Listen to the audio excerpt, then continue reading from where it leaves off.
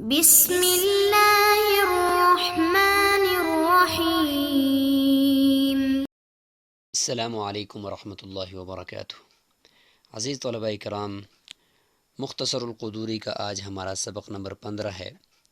اور باب المسح علی الخفین موضوع پر مسح کا بیان چل رہا ہے، اور آج ہم اس کو مکمل کرنے جائیں گے۔ اور مسح کی کچھ متفرق مسائل ہوں گے، جس میں پٹی پر مسح اور اس کے علاوہ امامے پر مسح یا جرابوں پر مسح، اس طرح کی کچھ مسائل بھی ہم ڈسکس کریں گے۔ اور موضوع پر مسح کے جو متفرق اور آخری کچھ متفرق مسائل ہوں گے، ان کو بھی آج ہم ڈسکس کریں گے۔ تو سب سے پہلے ہم آج کے جو سبق ہے اس کے اہم پوائنٹس سے متعلق گفتگو کر لیتے ہیں۔ تو آج کے سبق کے اہم پوائنٹس یہ آپ کے سامنے ہیں، اور چونکہ ہم نے 12 ابحاث کی تھیں اس پورے باب کی، باب المسح علی الخفین کی، اس میں سے 7 ہم نے سبق نمبر 14 کے اندر پڑھ لی تھی، اور آج 8ویں ہوگی المسح، یعنی نواقض المسح، مسح کو توڑنے والی چیزیں کون کون سی ہیں۔ اور نمبر 9 تغیر مدت المسح، مسح کی مدت مقیم کے لیے 1 دن 1 رات، مسافر کے لیے 3 دن 3 رات۔ اگر یہ چینج ہو جائے مقیم کی مدت اور وہ سفر شروع کر دے، یہ مسافر مقیم ہو جائے تو کیا حکم ہوگا۔ نمبر 10 المسح علی غیر الخف، موضوع کے علاوہ کسی دوسری چیز پر مسح کا حکم ہے یا نہیں ہے، یہ ہم پڑھیں گے۔ نمبر 11 ما لا یجوز علیہ المسح، یعنی جن چیزوں پر مسح کرنا جائز نہیں ہے ان کا بیان پڑھیں گے۔ اور نمبر 12 آج ہم پڑھیں گے المسح علی الجبیرہ، پٹی اگر کسی زخم پہ کوئی اوپر بندھی ہوئی ہو تو اس کا اوپر مسح کرنے کا کیا حکم ہوگا۔ تو چلیں چلتے ہیں، سبق کو شروع کرتے ہیں۔ آج ہمارا جو سبق ہے وہ یہاں سے ہے۔ امید ہے کہ آپ نے اس کا مطالعہ کیا ہوگا اور پچھلے سبق کا بھی صحیح اچھی طریقے سے اس کو دیکھا ہوگا، اس کا ریویژن کیا ہوگا۔ یاد رکھیں کہ یہ چونکہ مختصر القدوری چل رہی ہے اور آپ کے ابتدائی اسباق ہیں، اور چونکہ درجہ آپ کا بھی ابتدائی ہے، تو اس لیے آپ نے اس کتاب کو حل کرنا ہے۔ عبارت کو حل کرنے کا ڈھنگ آپ کو آنا چاہیے، اور حاشیہ پڑھنے کی عادت آپ کو ہونی چاہیے، اور حاشیہ سمجھنے کی عادت آپ نے اپنے اندر پیدا کرنی ہے۔ یہی مقصد اس کتاب سے ہے، اور بمحاورہ ترجمہ آپ کو عبارت کا آنا چاہیے۔ یہ اس عبارت اور اس کتاب سے ہمارا مقصد ہوتا ہے۔ اس کے علاوہ جو یہ مسائل ہوں گے وہ بہت ہی تفصیل کے ساتھ آپ کو اگلی بڑی کتب کے اندر، کتب فقہ کے اندر آپ کو ملیں گے۔ یہاں پہ آپ نے اپنے مطالعے کی عادت ڈالنی ہے۔ تو امید ہے کہ آپ نے مطالعہ کیا ہے، میرے ساتھ ملا کر پڑھیں۔ وَيَنْقُضُ الْمَسْحَ، يُنْقِضُ بھی پڑھ سکتے ہیں، يَنْقُضُ بھی پڑھ سکتے ہیں، دونوں کا ایک ہی معنی ہے۔ ما ينقض الوضوء، وينقضه أيضا نزع الخف ومضي المدة، فإذا مضت المدة نزع خفيه وغسل رجليه وصلى، وليس عليه إعادة بقية الوضوء۔ ومن ابتدأ المسح وهو مقيم فسافر قبل تمام يوم وليلة مسح تمام 3 أيام ولياليها، ومن ابتدأ المسح وهو مسافر ثم أقام فإن كان مسح يوما وليلة أو أكثر لزمه نزع خفيه، وإن كان أقل منه تمم مسح يوم وليلة، ومن لبس الجرموق فوق الخف مسح عليه، ولا يجوز المسح على الجوربين إلا أن يكون مجلدين أو منعلين، وقال يجوز إذا كان ثخينين لا يشفان، ولا يجوز المسح على العمامة والقلنسوة والبرقع والقفازين، ويجوز على الجبائر وإن شدها على غير وضوء، فإن سقطت من غير برء لم يبطل المسح، وإن سقطت عن برء بطل۔ اب ہم بمحاورہ ترجمہ الگ کرنے کے بجائے ساتھ پہلے بمحاورہ ترجمہ جملے کا کریں گے اور اس کے ساتھ ہی تشریح کریں گے، کیونکہ آہستہ آہستہ، چونکہ آج 15واں سبق ہے تو آپ کی استعداد، امید ہے کہ آپ کی استعداد کافی بہتر ہو چکی ہوگی، تو اس لیے ابھی ہم ترجمہ تو کریں گے لیکن ساتھ ہی تشریح کرتے جائیں گے، تاکہ ہمارا جو لیکچرز کا ٹائم ہے وہ اتنا زیادہ طویل نہ ہو جائے اور کم وقت کے اندر آپ کو بات سمجھ میں آ جائے۔ وَيَنْقُضُ الْمَسْحَ مَا يَنْقُضُ الْوُضُوءَ، یہاں سے ترجمہ سب سے پہلے کریں گے کہ مسح کو توڑ دیتی ہے ما، ہر وہ چیز ینقضو جو توڑ دیتی ہے الوضوء وضو کو، وینقضہ اور یا وینقضہ دونوں پڑھ سکتے ہیں، اور اسی طریقے سے توڑ دیتا ہے وہ، یہ ضمیر راجع ہے ادھر مسا کی طرف، یعنی مسا کو توڑ دیتا ہے، موزوں پر مسا کو کیا چیز، ایزن بھی نزع الخفی موزے کا نکلنا یا موزے کا نکال دینا، و مزیج المدتی اور مدت کا گزر جانا۔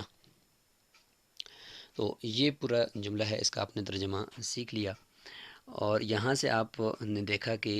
جو بحث شروع ہو رہی ہے تو امام قدوری رحمہ اللہ یہاں سے جو 8ویں بحث ہے اس باب کی وہ ہے نواقض المسح، یعنی مسح کو توڑنے والی کون کون سی چیزیں ہیں ان کا ذکر یہاں سے شروع کر رہے ہیں۔ تو یہ ہے یہاں سے 8ویں چیز نواقض المسح، یعنی مسح کو توڑنے والی چیزیں، اور اس میں سے سب سے پہلے ہم جو ناقض حقیقی ہے وہ ہم نے پڑھ لیا، وہ کیا ہے کہ ما ينقض الوضوء، یعنی جو وضو کو توڑنے والی چیز ہے وہی مسح کو توڑنے والی، چونکہ موضوع کے اوپر جو مسح ہے وہ غسل یعنی پاؤں کو دھونے کا خلیفہ ہے، تو جب وہ وضو کو تو جس طریقے سے وضو ٹوٹ جائے تو پھر پاؤں کو دھونا پڑتا ہے دوبارہ وضو میں نا، تو اسی طریقے سے جب وضو توڑنے والے جو بھی اسباب پائے جائیں گے تو اس کے ساتھ ہی وہ جو موضوع کے اوپر ہم مسح کر رہے تھے وہ مسح بھی باطل ہو جائے گا۔ لیکن اس کے ساتھ کچھ اور چیزیں ہیں جو موضع کے جو مسح ہے اس کو باطل کر دیتی ہیں اور وہ وضو کے اندر نہیں ہیں۔ ان میں سے ایک چیز جو ہے وہ اس کو ہم ناقض حکمی کہہ سکتے ہیں، یعنی یہ حکماً توڑنے والی ہے۔ ظاہری طور پر تو کوئی ناقض نہیں پایا گیا، وضو کو توڑنے والا کوئی سبب تو نہیں پایا گیا، لیکن حکماً ہم اس کو کہہ دیں گے کہ آپ کا موضوع کا جو مسح ہے وہ باطل ہو چکا ہے۔ نزع الخفی نمبر 1 کہ جو موزہ ہے وہ نکال دیا ہے یا اوپر تک آ گیا، یعنی اس کا جو ایڑی کی طرف سے موزے کے یعنی وہ کھل گیا اس کی چین، اور وہ اس کے بعد اوپر کو نکل آیا اور اکثر حصہ پاؤں کا جو وہ دکھائی دینے لگ گیا، تو اس سے سمجھ لیں گے موزہ جو باہر موزے سے پاؤں باہر ہے، اس لیے مسح باطل ہو جائے گا۔ وہ مزی المدتی، اور دوسرا یہ پہلا ہو گیا، اور دوسرا یہ ہے کہ مدت پوری ہو جائے، یعنی مقیم کے لیے ہم نے پڑھا تھا کہ 24 گھنٹے ہیں، ایک دن ایک رات، وہ پورے ہو جائیں، اور اسی طریقے سے مسافر کے لیے 3 دن اور 3 رات 72 گھنٹے تقریباً وہ پورے ہو جائیں۔ جب وہ پورے ہو جائیں گے تو خود بخود یہ مسح موضوع کے اوپر جو مسح ہے یہ باطل ہو جائے گا۔ لیکن یہاں پر ایک شرط یاد رکھیں کہ مدت جب پوری ہو تو فوراً جو پاؤں کا جو دھونے کا حکم پہلے سے تھا اور موضوع کے اوپر مسح کرنے کی اس کا خلیفہ تھا، اور موضوع کے اوپر جو ہم مسح کر رہے تھے چونکہ پاؤں کے اوپر موزے پہنے تھے شرائط پائی جاتی تھی تو ہم نے غسل نہیں کیا، مسح کر دیا، تو وہی جو پرانا دھونے کا حکم تھا وہ لوٹ آئے گا واپس۔ تو اس لیے یہاں پر صرف پاؤں کو ہی دھونا پڑے گا، اور مزید پوری جو طہارت ہے وہ نئے سرے سے وضو نہیں کرنا پڑے گا، بلکہ صرف وہی اگر باقی وضو ہے تو باقی وضو لٹانے کی کوئی ضرورت نہیں ہوگی، صرف موزوں کو نکالنا ہے، چونکہ مدت پوری ہوگی تو اب موزوں کو نکالنا ہے، پانی سے پاؤں کو دھونا ہے، دوبارہ موزے پہن دینے ہیں، دوبارہ وضو نہیں کرنا۔ یہ بھی اس وقت جب پانی موجود ہو، اگر پانی موجود نہیں ہے، ایک آدمی نماز کے اندر کھڑا ہے اور موضوع کی مدت جو ہے وہ پوری ہوگی ہے مسح کی، اب کیا کرے؟ تو اب اس میں یعنی اصح قول یہ ہے کہ وہ اپنی نماز کو پورا کر لے، کیونکہ پانی موجود نہیں ہے۔ اگر پانی موجود ہے تو پھر تو اس کا مسح باطل ہو چکا ہے، اب اس نے پانی کے ساتھ پاؤں کو دھو کر دوبارہ نماز پڑھنی ہوگی۔ اگر پانی قریب میں نہیں ہے تو پھر یہ حکم ہے کہ وہ جو کام کر رہا ہے اس کو کرنے دیا جائے۔ ظاہر ہے کہ اگر وہ نہیں ہے تو اس نے تیمم کرنا ہے، تو یہاں پہ تو چونکہ پاؤں کے اوپر تیمم تو کرنا نہیں ہے تو پھر ضرورت ہی نہیں ہے موضوع کو نکالنے کی۔ تو یہ یہاں تک ہو گیا، اسی بات کو آگے بیان کر دیا۔ فَإِذَا مَضَتِ الْمُدَّةُ، لہٰذا جب مدت پوری ہو جائے، نَزَعَ خُفَّيْهِ، اپنے دونوں موزوں کو نکال دے گا، وَغَسَلَ رِجْلَيْهِ، اور اپنے دونوں پاؤں کو دھوئے گا، پورا وضو نہیں کرے گا اگر پورا وضو موجود ہے، وَصَلَّى، اور نماز پڑھ لے گا، وَلَيْسَ عَلَيْهِ إِعَادَةُ بَقِيَّةِ الْوُضُوءِ، اور یہ حنفیہ کے نزدیک ہے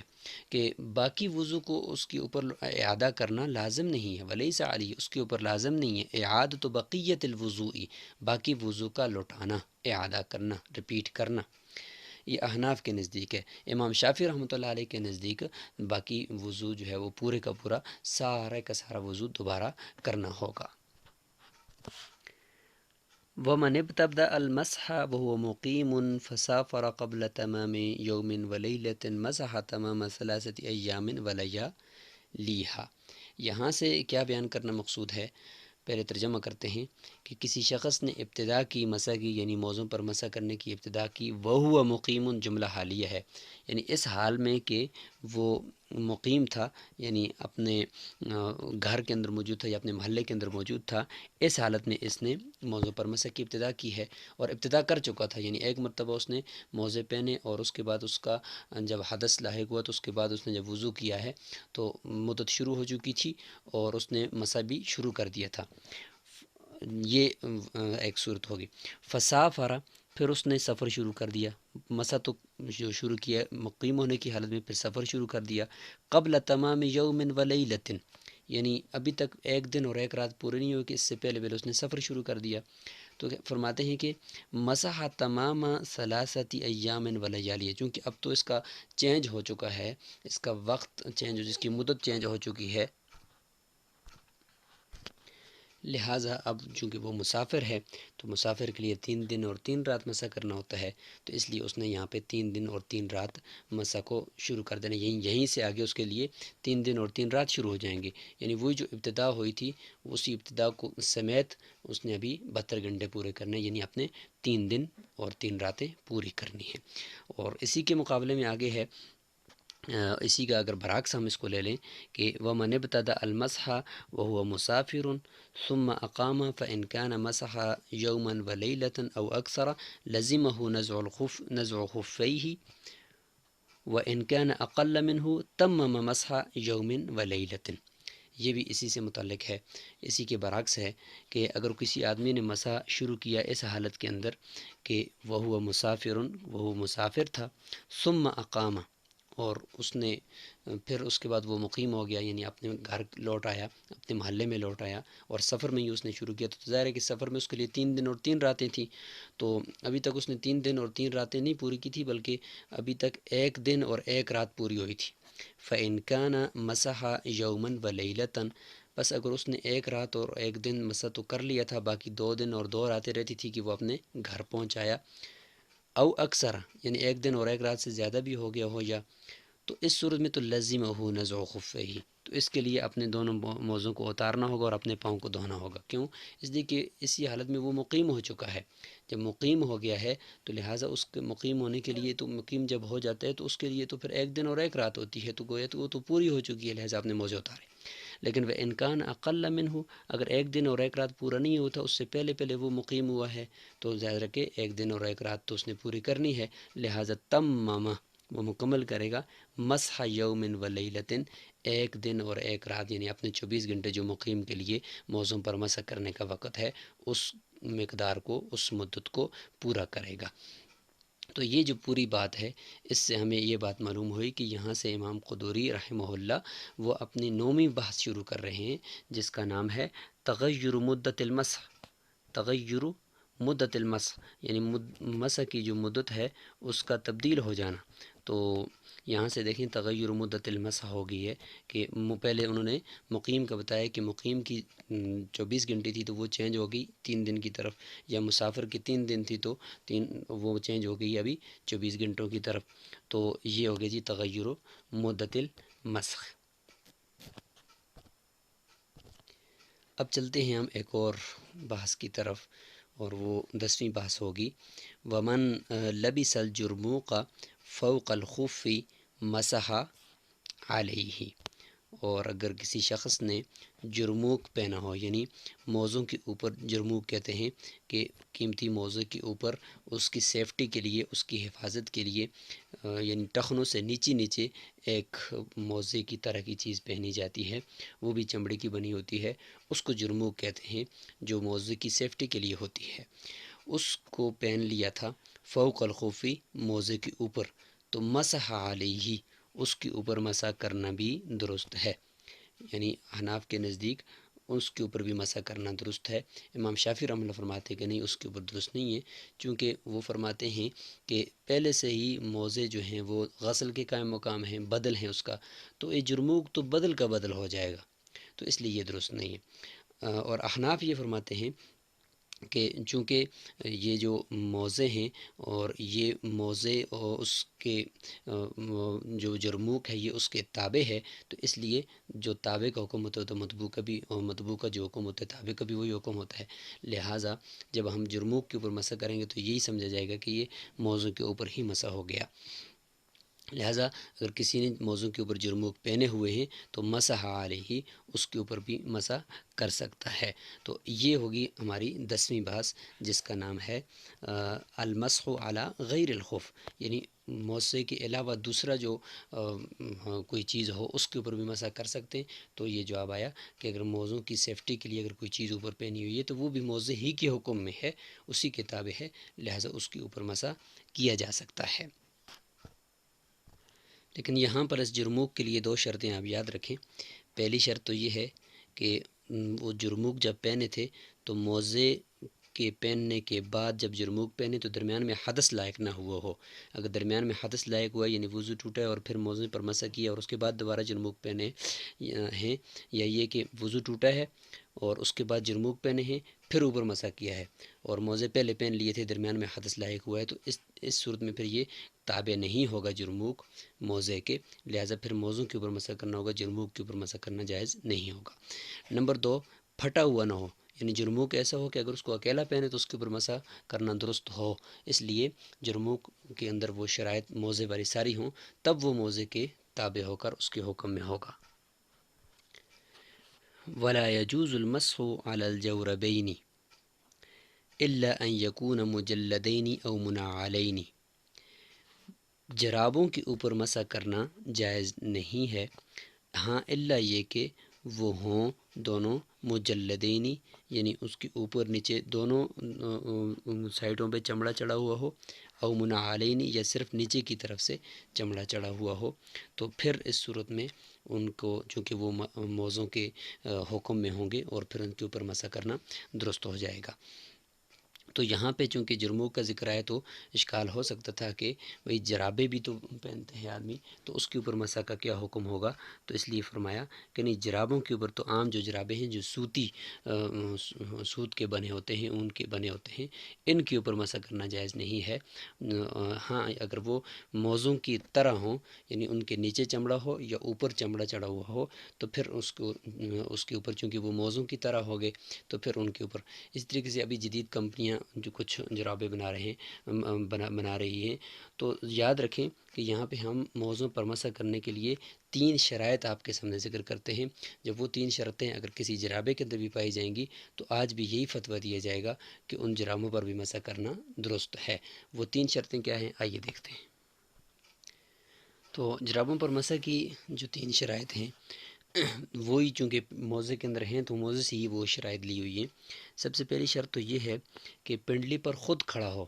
یعنی ایسا جرابہ جو جس طریقے سے موزہ خود کھڑا ہے، کوئی ربڑ اس کو نہیں لگی ہوئی، اور اس کو اگر اس طریقے سے چھوڑیں تو پنڈلی کے اوپر خود اپنے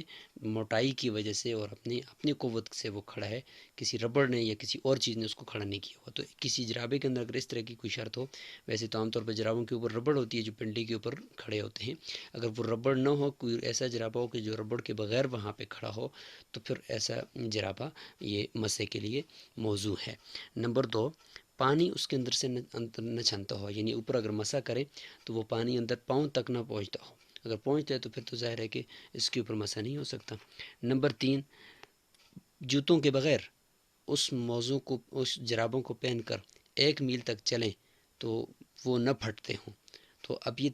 3 شرطیں اگر کسی جرابے کے اندر ہیں تو اس جرابے پہ مسح کیا جا سکتا ہے، اگر نہیں ہے تو پھر نہیں کیا جا سکتا۔ تو چونکہ یہی موضع کی شرطیں ہیں، تو چونکہ موضع کے اندر یہ 3 شرطیں ہوتی ہیں، اس لیے ہم اس کے اوپر مسح کرتے ہیں۔ دیکھیں یہی بات صاحبین یعنی